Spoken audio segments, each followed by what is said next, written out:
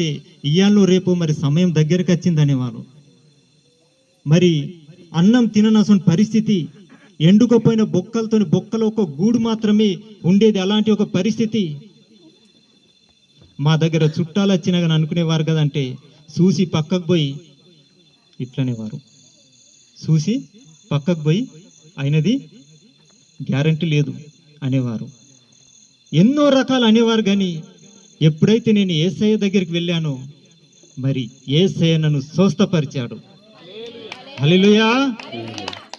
యేసయ్య నన్ను స్వస్థపరిచాడు. ఎంతో మంది అనుకుంటుండవచ్చు ఈయన ఇత్తులొడిచినాయని, ఎంతో మంది అనుకుంటూ ఉండవచ్చు ఈయన మరి చేసిన పాపాన్ని భోగిస్తాడని, ఎంతో మంది అనుకోవచ్చు ఈయన చేసిన తప్పు ఆయన మీదకి వచ్చిండని అనుకోవచ్చు, ఎంతో మంది మరి ఎన్నో రకాలు అనవచ్చు. కానీ యేసయ్య పని ఏందంటే నువ్వు ఏ సమస్యలు ఉన్నావో, ఏ బాధలు ఉన్నావో, ఏ ఇబ్బందులు ఉన్నావో అలాంటి స్థలంలోకి వచ్చి నిన్ను